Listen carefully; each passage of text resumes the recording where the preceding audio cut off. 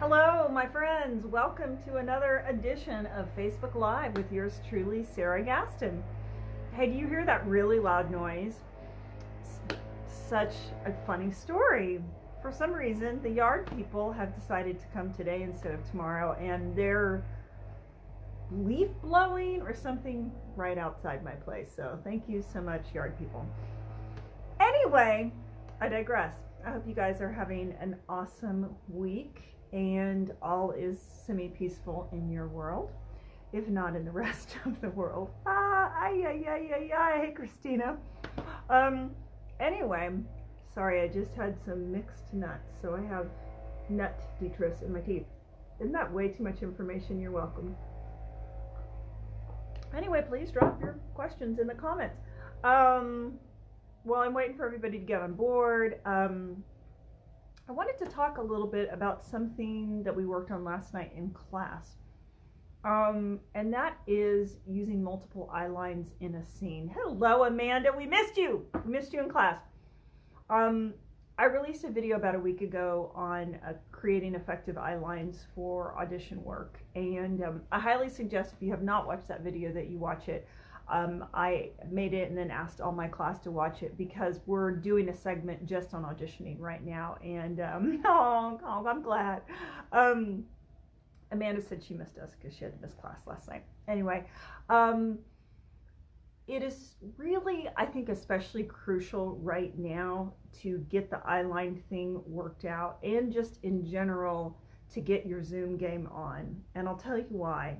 Because right now, hardly anybody's seeing anybody, especially on the coast, right? So your auditions are either going to be taped auditions, or if you get a callback or you have an audition, a lot of times it's going to be Zoom. And there's so many ways you could, I know, we wish you were in class too, Christina. There are just so many ways you can shoot yourself in the foot when you're not set up to do that properly. So first of all, I highly recommend you watch my video on creating eye lines for auditions. And I would spend a little time playing with Zoom and playing with eye lines on Zoom. There's a recording, mechanism that you can use, and you can get a Zoom account for free. But play with your eye line, play with your framing, play with your lighting, play with what movement is like when you're on Zoom. Things like this can just be like a little too much, because just the way the framing is and the depth of field, it can just be a little overwhelming. So, and that's something that, people can, yes, as Joe Grisafi points out, you may not even get a callback and be booked directly from your tape. That's absolutely true. That happened on something that I helped Joe with. That's why he's saying that. But yeah, so you still, but yes, so to Joe's comment, yes, you want to get those eye lines super clear for that taped audition, and you want to be able to do that as well with Zoom. The recommendation I make is that if you are, say, doing a Zoom callback on a computer, put a little piece of tape on either side of wherever the camera is. So right now I'm looking directly into the camera, obviously. So I might put a little piece of tape over here, and I might put a little piece of tape over here, just to split those eye lines, right? And so that I can have somebody I'm talking to here and somebody I'm talking to here.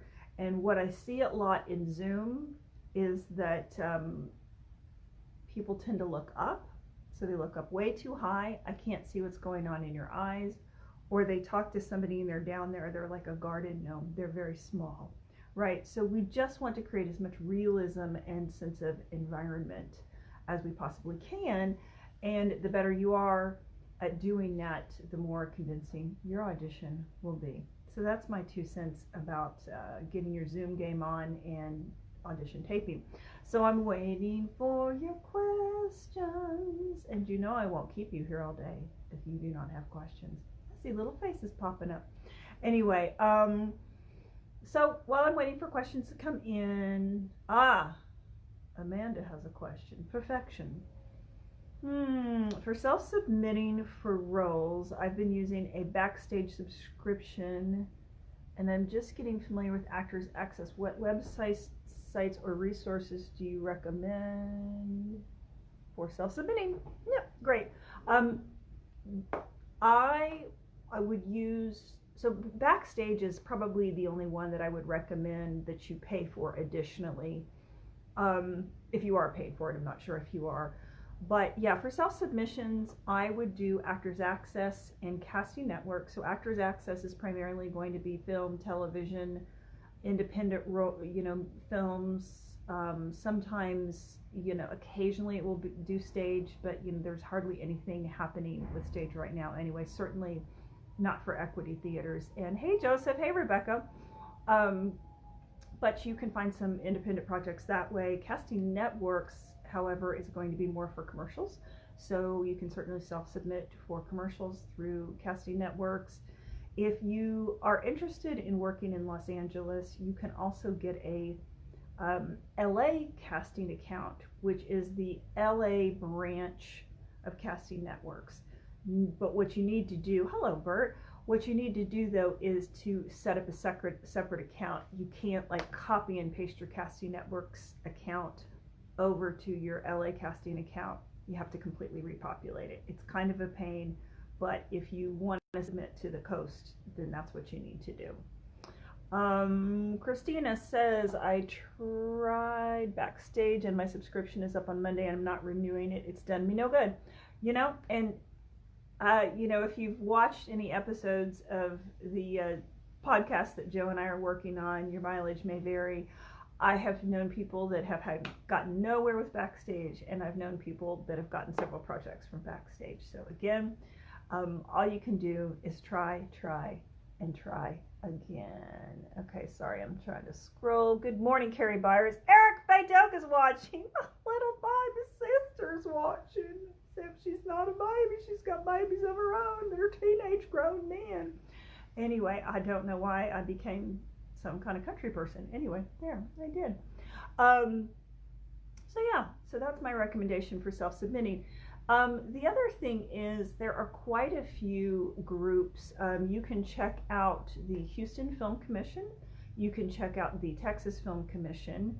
And there is Houston Film Casting. There's Austin Film Casting. There's Dallas Film Casting. So there's Short Films Texas. So there are quite a few things that you can self-submit for. And I certainly recommend that. I mean, especially if you are trying to get more credits, if you're trying to get more experience, if you're trying to get some good footage for your reel, definitely I would self-submit and get on some of these independent projects. Some of them turn out to be quite good. If you, what was that voice? My sister is cracking up. I don't know. I have many people living inside me. Yeah, actually, and the thing about student films, especially if you do something, say through the UT Film School, if you're willing to travel, some of them can be quite good, and those people are serious about film, otherwise they wouldn't be film majors in college. And you also know that there's a deadline, right? So it's gonna get done. That's the thing. I've been on several independent projects that have taken years to get completed because that's just sometimes how that process works, or it gets completed and they don't give it to you because they're holding out for distribution. So it can be just crazy town. Cody Byers advocates for Short Films Texas. He says it was great. See, Cody's all like, it was great, because Cody moved to Vegas and then he moved to LA, so he can talk about it in the past. So yeah, Amanda, I hope that's helpful. Those are some of the places I would try. Okay, any other questions, my friends? Great, I got the thumbs up from Cody. I always like to get the thumbs up. It makes me feel good. Okay, while I'm waiting for your questions, a couple of things. I have a tutorial out right now called How to Cry on Camera. Check it out. There is a link to the course on my website, www.sarahgaston.com. All right, Sabrina Cepeda has a question. How do you reflect multiple talents when submitting to an agency for representation as a teen? Or should you? My daughter can act and sing. Okay, that's a fantastic question, Sabrina. Thank you for asking. Here's what I would suggest. I would have a skills clip for her. So in addition to, say, two contrasting monologues or a demo reel, whatever material you have for her for submitting, I would have a clip of her singing. It doesn't have to be long. It can be 16 bars. It can be a minute, something like that. 16 bars is typical for an actual, live vocal audition. But yeah, I would have a clip of her singing. If it's performance, that would be great as well. And I would say, if in a lot of songs, there's like the power moment, right? So sometimes that might be the chorus, sometimes that might be, the third verse or whatever. Anyway, I would try to pick like, if you're going to do 16 bars, like 16 bars of the power moment to really kind of showcase what she can do. That would be my suggestion. Is there still an acting market in Louisiana? Oh, heck yes. Yes, there is a market in Louisiana. It kind of got overshadowed by Atlanta because Atlanta just kind of became the new hot place. And I think it's probably a combination of things. Film incentives, they were building studios there. I know Tyler Perry is set up there, but yes, Louisiana, there's still stuff going on in Louisiana.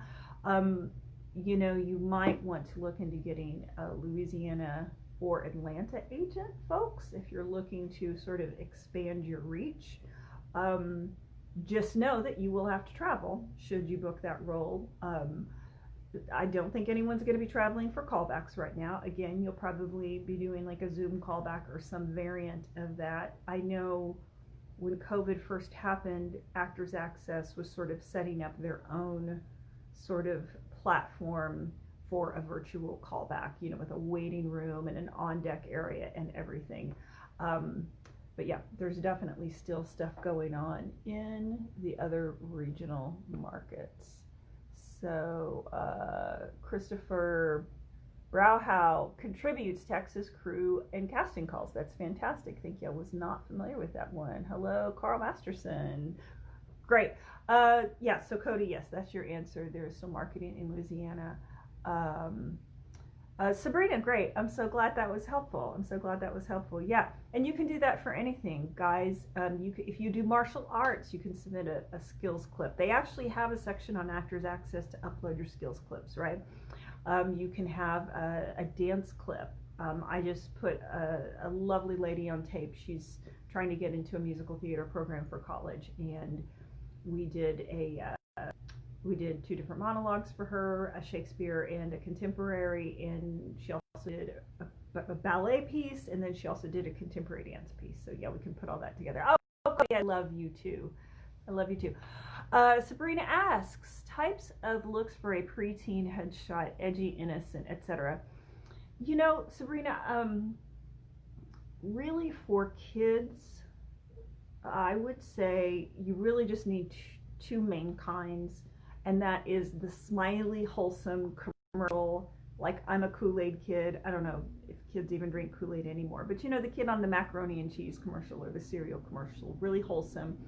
And then just something more serious, and it doesn't have to be like all these different types. You mentioned edgy. So we don't need to characterize kids. That's more of a niche thing that we address when we get older, the character types. But certainly just a more serious one, the kid who, and it really just means non-smiley, and a good headshot photographer is going to be able to direct you in these different kinds. But it's the kid who maybe mom and dad aren't getting along, or they're getting picked on at school, that sort of thing, so that the child can get looked at for something a little bit more serious, like a Stranger Things, versus say an Academy commercial. So yeah, 12 but definitely has a teen look. Yeah, and that's tricky because I always say age is in the eyes of the casting director, right? So whatever age you look is kind of the age you are, really, with film.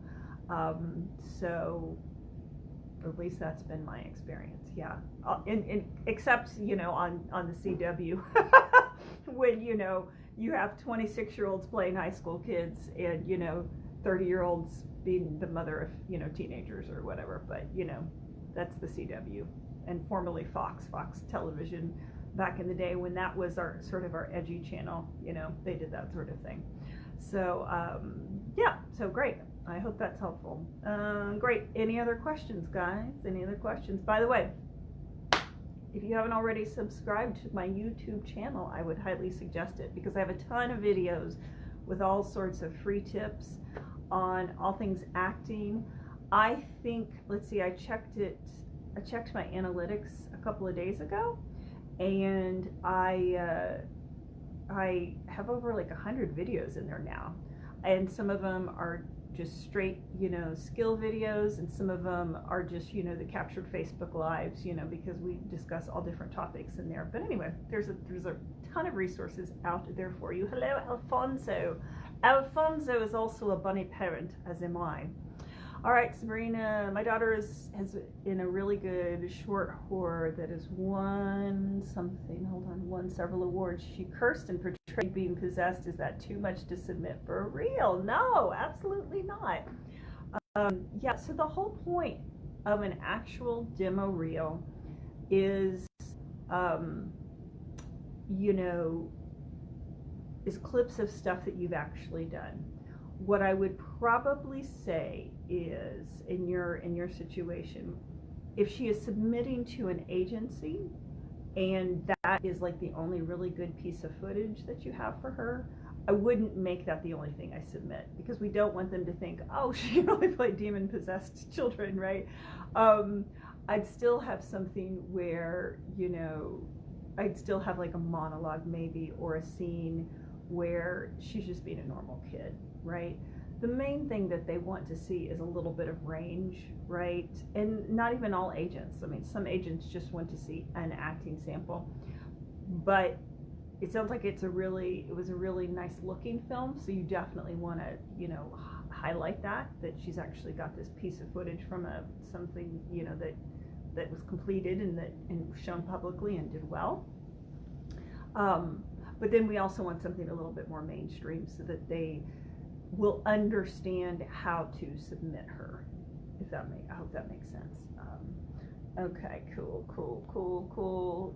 Judy Meyer is watching. Sorry, Judy Meyer Farley. Hello, Michael.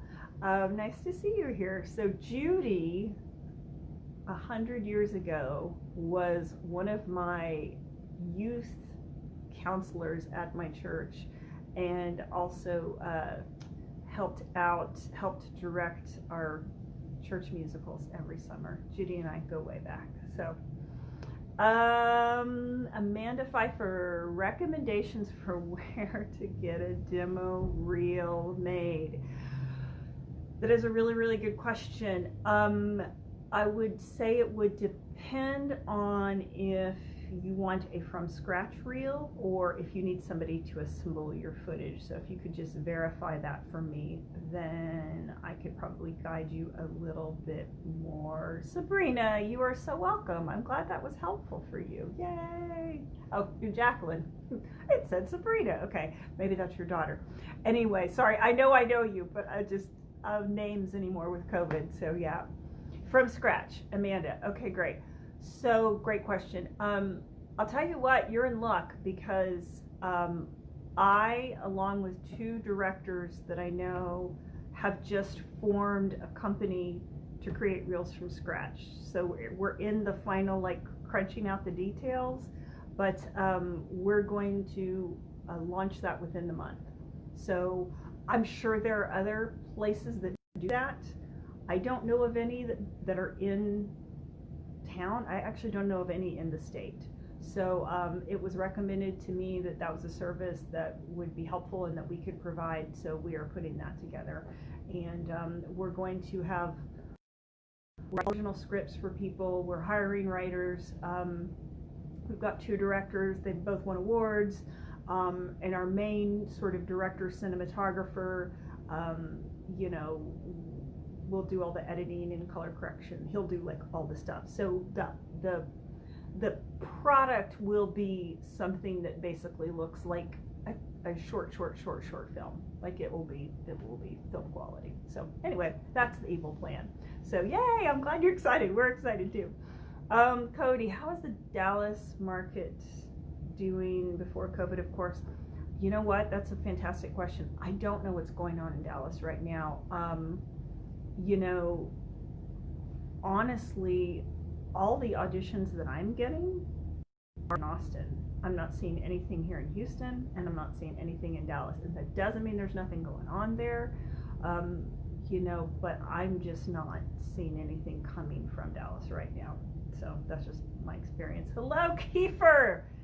Kiefer and I were having a discussion earlier today on the Facebook about how everybody should be required to have some sort of service job at some point in their lives, either waiting tables or tending bar or something like that, because, you know, let's just say everybody should go through that, because when you have to do a job like that, you have a whole new appreciation for your service industry folks. So anyway, that's a complete sidebar.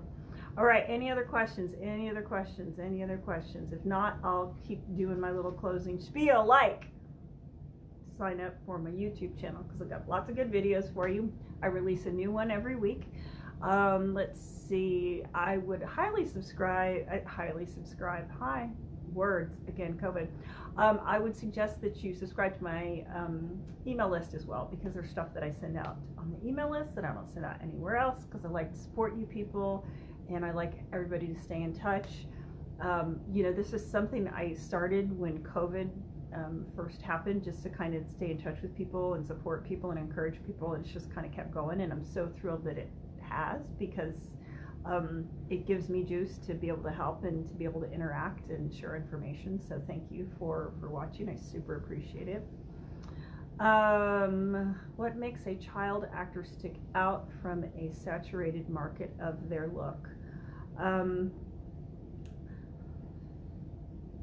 That's a really good question. I would say a combination of skill and spontaneity. Kids, even little kids, have got to be able to listen and take direction, and, you know, sit still when you got to sit still, and all these things. And there are preternaturally sophisticated kids, and I've worked with them, and they book, you know, who are able to be like kids, like children should be, and not like kid actors, but also still be able to take direction and, you know, do 6 takes and all that kind of stuff. Politeness is a big one. You know, are they well behaved? Do they have parents that aren't trying to take over the show? Because that can be really damaging. People may not want to work with them if mom or grandma or dad or whoever is overly involved and trying to, you know, just creates a distraction, you know. You know, there's a reason we have the term momager, you know. So yeah, I mean, here's the thing about casting in general. Hey, Kim. It is a chemical thing, just like making friends with somebody or being attracted to someone. You know, it's just kind of a spark, and so often it's just not the most talented person, it's just the person that fits. And here's the thing, you know, you may be the most delicious pizza in the world, but maybe you're, you know, ham and pineapple, and people just aren't into ham and pineapple. And that doesn't mean ham and pineapple isn't delicious, and there aren't people that aren't going to love ham and pineapple. But if these people are just like pepperoni and mushroom people, they're just not going to choose you, right? And so, you know, this, we have to really get it in our bones that this isn't a meritocracy. You know, it's not like the hardest worker or the most considerate person or the most talented person wins, because they don't. It's just kind of like a little bit of a lottery. But also, you control what you can control, right? Which is being prepared, which is training. Everybody needs training. I don't care. I don't care what they say. I don't care about those people that say, I never took a class in my life. I mean, I have nothing to say to that, because training to me is the key.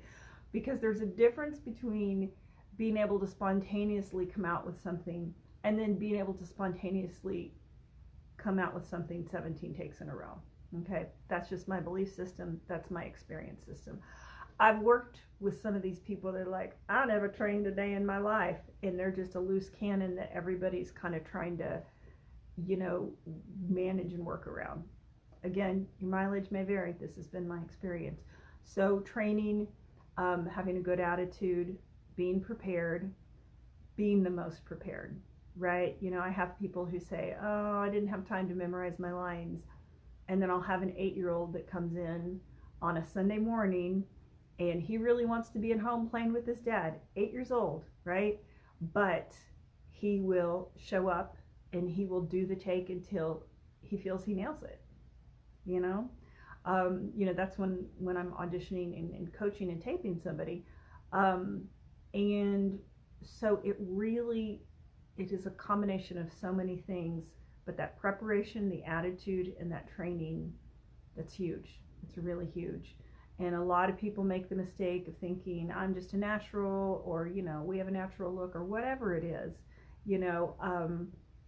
and that'll work to a point, but after a certain point, I just feel that it kind of cuts you off at the knees. I remember years ago, I was in LA, and I was taking a class at Margie Haber. It's a really well-known studio out there. And there were a group of kids, kind of preteen, probably your daughter's age, and they were all sitting around waiting for their class. And this one kid was super outgoing and super gregarious, and he's talking to all the other kids, and he's being really supportive and uplifting to the other kids. And it came out in the conversation, he had just won some kids Nickelodeon award, right? And yet he's there in class with a great attitude, supporting everybody else. And, kid just won an award, who he was or what he won it for, I don't know, right? But, it just goes to show you that you don't reach a point when, I guess Meryl Streep doesn't need coaching anymore, right? But she went to Vassar and Yale, so, she had a little bit of training under her belt, right? Anyway, hope that answered your question. So, all right, my friends, any other questions? As always, you know what I always say, time is our most valuable and non-renewable resource, so I do not want to waste yours if you got no more questions. So, all right, my friends, have a lovely week. Stay safe, drink lots of water, stay hydrated, get some exercise, and I wish you all the best. Aw, Joe, you're very sweet. Thank you. I wish you all the best, my friends, and I'll see you next week. Okay. Bye.